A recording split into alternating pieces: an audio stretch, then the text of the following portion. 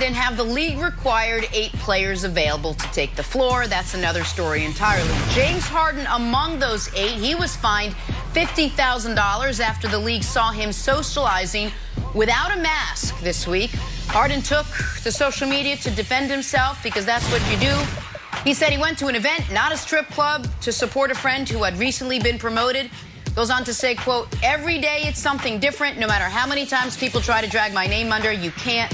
The real always ends up on top." What about the mask? That's not an apology about not wearing a mask. It was that you weren't wearing a mask. I know Broussard was going first, Jenna, but I got to say something to you because you're the best.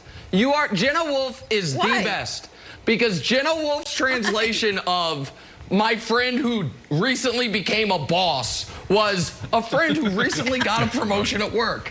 I don't think that's actually what happened, but that's how Jenna read it. Like, oh, she became a boss. That's a job promotion. So that's how she read it. You're the best, Jenna. You are the best. Go ahead. I'm like a boss. Like you used to be. Then let me just say this. Sorry.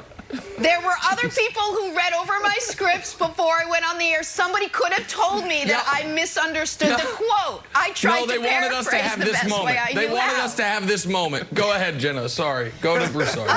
Sorry. Chris Broussard, there's a lot going on in Houston. There were reports of James Harden throwing balls at other players, that he's angry. There's the COVID stuff that's going on. They couldn't play last night, and now you got James Harden's fine. Is this just the last thing that the Rockets need? I mean, is this what the Rockets can now use to say, you know what, we got to trade him? It's too much already. It's obviously becoming a distraction, and we're just like a game. And they didn't even play the game into this season already.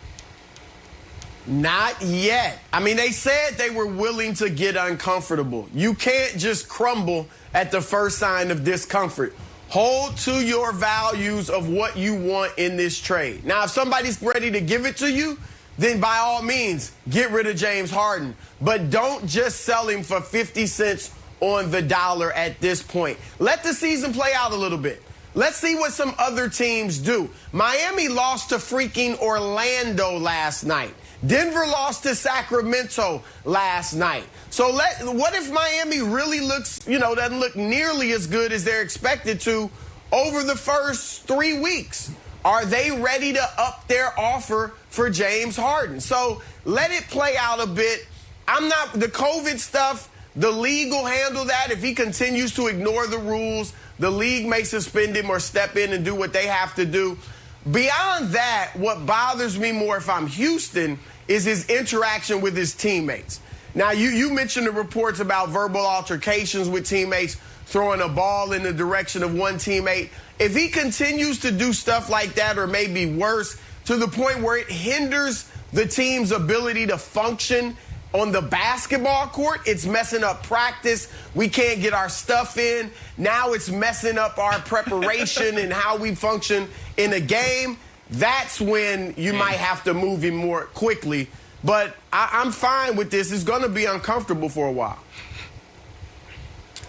Nah, it's time to move on right now. You just talked about it. You know, his interaction with his teammates, verbal altercations, throwing balls. Like, you can't do that. There comes a point where you have to put, and you're obligated, and you have a duty to protect everybody else in the organization. One guy can't be bigger than everyone else. So if I'm on that bench, or if I'm one of those coaches, it makes it uncomfortable for me every single day that I walk in the building. And that's just not fair. That's not right. And what ended up happening, the head coach, the general manager, president, the owner, you start losing credibility. Nobody wants to come in an organization like that. Those guys don't want to be there. What's going to end up happening is the other guys are going to ask for a trade. The other guy is going to say, well, I'm not going to play. And that's why it's time for the Houston Rockets to move on from James Harden now. Now, look, I get it. You can't sell a superstar and James Harden for 50 cents on the dollar. You're right there, Chris. But if I'm James Harden, I do what I did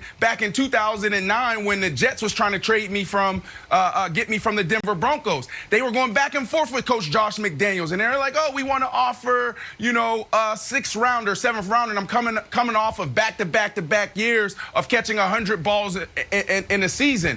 And our team just called him and was like, look, it's either you're going to get it done or not. Like, we're not going to drag this thing out to the trade deadline. You know my value. Make the offer and let's go. They end up coming back, offering a second rounder, and then also our linebacker Harris. And then they're like, you know what? This is a good deal. But then Josh McDaniels came in and made it tough. But that's what James Harden needs to do. James Harden needs to reach out to the teams he wants to go to and say, make this happen right now, because this is getting toxic and it's bad for everybody and it's bad for the NBA.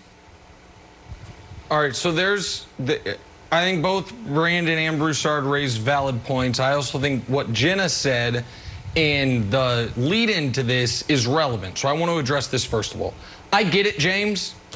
You've had COVID. And given, your activities over the last decade, I imagine you have antibodies for strains of things that haven't even been discovered yet. I get it. You maybe don't personally need the mask. I understand. You are an influential member of society, and we are trying to live in a society. And you have an obligation as a public person not to be a jackass during a global pandemic.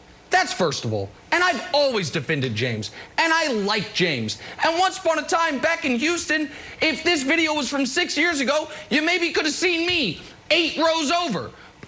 So I don't like to say this, but it's true. Like, come on, man. Like, this is not how grown-ups who are responsible for the brands of basketball teams, Adidas, many things are supposed to act right now in this moment in America. That's first of all. Second of all is this, and I'll throw it to you, Wilds. James Harden allegedly wants out of Houston because he wants to win a championship. Is this the behavior a championship contender is going to be like, yep, sign me up? That's the missing piece. Or if he actually wants to win a championship, is he actively hurting the interest a championship caliber team would have in him? Like, would the Bulls still give a bunch away because they're awful? Of course. But you want to go to Miami? You want to go to Philly? You want to go to Boston? You want to go to one of these teams that actually maybe could win the title? Does he think they're watching this and like, yeah, that's the influence we want him to have on our young players? That's the influence we want in the locker room? Of course not. So again, what the hell are you doing, That's a Jenna man? take, Nick. And I've always defended him. I know, but at some point, you got to grow up. No, it's and at some point, you got to... What are you trying... Wilds, what is he trying to accomplish? Like, what is the end game here? Because I don't see it. Look, I think 99% of what you said was excellent and spot on, except for the one part where maybe you would be hanging out with James Harden 8 rows back. Bro, you're not hanging out with James Harden. I know you lived in Houston. You're not hanging out with, maybe, I don't know. Hey, Broussard, that video of Jay-Z, maybe it's the old Kevin Wilds hanging out. Like, you're not going to. There's only so many clubs in Houston. Basketball Reference. No, you're reading Basketball Reference in a small room surrounded with LeBron James posters. You're not trying to hang out with James Harden. Let's be totally honest.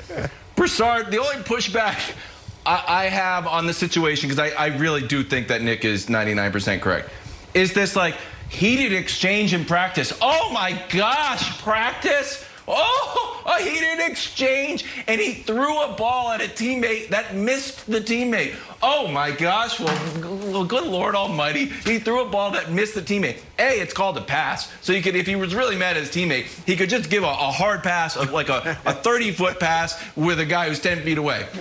Second of all, and I hate to be the back in my day guy, but I'm going to do it. Michael Jordan just straight up punched Steve Kerr in the face. Punched him in the face. Like, hey, how you doing, Steve Kerr? Blammo. Right in the face. So the idea that I have only a certain level of consternation that I can go up, and it about